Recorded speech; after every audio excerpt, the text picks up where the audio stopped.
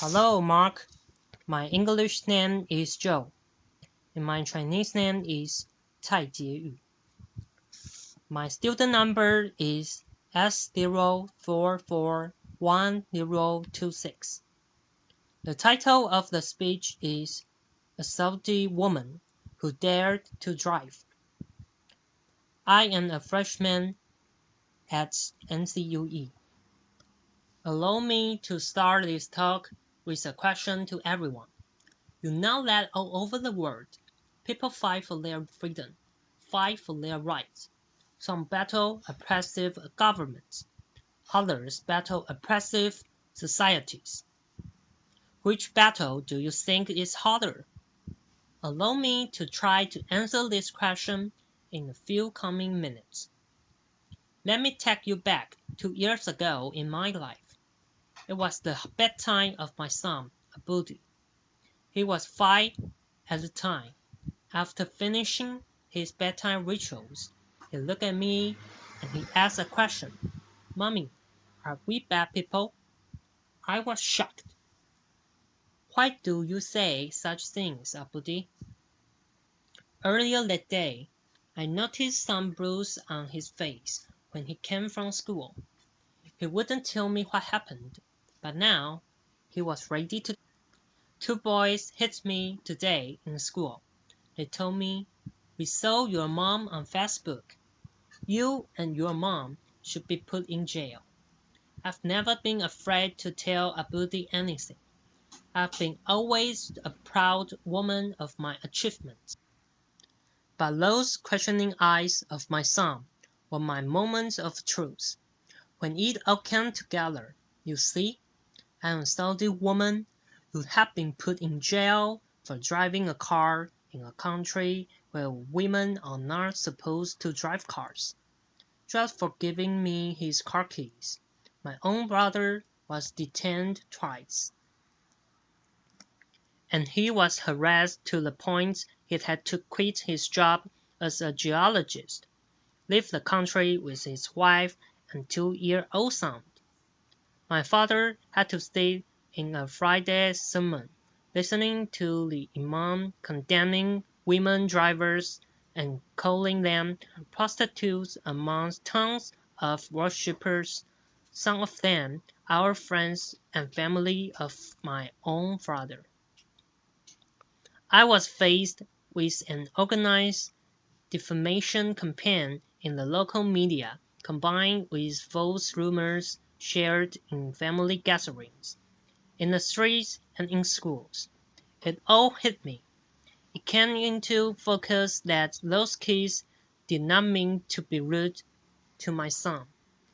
They were just influenced by the adults around them. And it wasn't about me. And it wasn't a punishment for taking the wheel and driving a few miles. It was a punishment for daring to challenge the society's rule.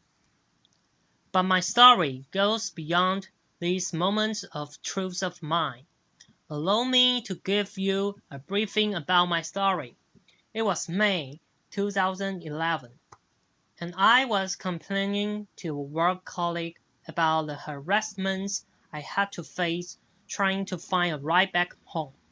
Although I have a car and an international driver's license, as long as I've known, women in Saudi Arabia have been always complaining about ban.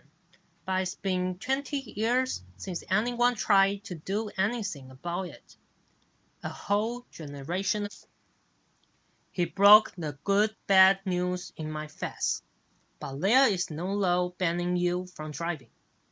I looked it up and he was right. There wasn't an actual law in Saudi Arabia. It was just a custom and traditions that are enshrined in rigid religious fatwas and imposed on women. Their realization ignited the idea of June 17th, where we encouraged women to take the wheel and go drive. It was a few weeks later we started receiving all these. Men wolves will rap you if you go and drive. a courageous woman. Her name is Najla Harry. She's a Saudi woman in the city of Jeddah. She drove a car and she announced, but she didn't record a video. We needed proof. So I drove. I posted a video on YouTube, and to my surprise, it got hundreds of thousands of views the first day. What happened to next? How happened next? Of course, I started receiving threats to be killed, raped, just to stop this campaign. The Saudi authorities remained very quiet. They really creeped us out. I was in a campaign with other Saudi women and even men activists. We wanted to know how the authorities would respond on the actual day, June 17th, when women go out and drive. So this time, I asked my brother to come with me and drive by a police car. It went fast. We were arrested, signed a pledge not to drive again, released. Arrested again. He was sent to detention for 1 day, and I was sent to jail.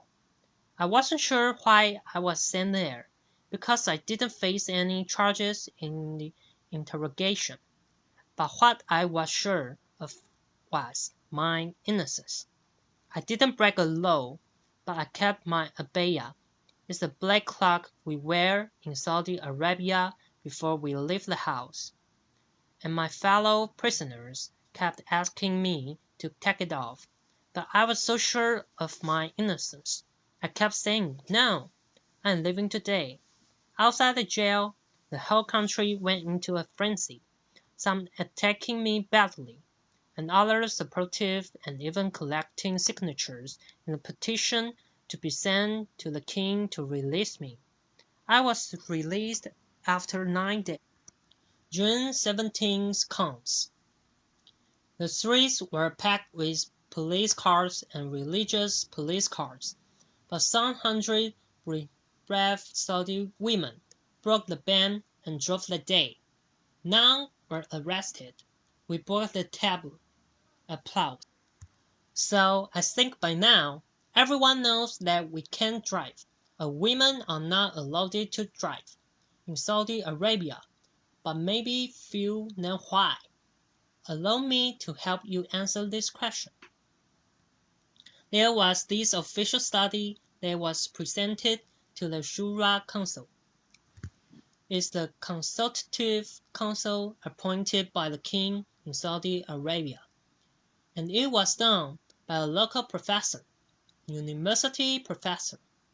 He claims it's done based on a UNESCO study, and the study states the percentage of rape, adultery, illegitimate children, even drug abuse, prostitution in countries where women drive is higher than countries where women don't drive. Laughter. I know, I was like this. I was shocked. I was like, we are the last country in the world where women don't drive. So if you look at the map of the world, there only lives 2 countries, Saudi Arabia, and the other society is the rest of the world. We started a hashtag on Twitter marking the study, and it made headlines around the world. BBC News. End of virginity. If women drive, Saudi cleric warns. Laughter. And only then we realize it's so empowering to mock your oppressor. It strips it away of its strongest weapon, fear. This system is based on ultra-conservative traditions and customs that deal with women as if they are inferior and they need a guardian to protect them. So they need to take permission from this guardian, whether verbal or written. All their lives, we are minors until the day we die, and it becomes worse when it is enshrined in religious fatwas based on wrong interpretation of the Sharia law or the religious laws. What's worse, when they become codified as laws in the system, and when women themselves believe in their inferiority, and they even fight those who try to question these rules. So for me, it wasn't only about these attacks I had to face, it was about living two totally different perceptions of my personality, of my person, the villain back in my home country and the hero outside. Just to tell you, two stories happened in the last 2 years. One of them is when I was in jail.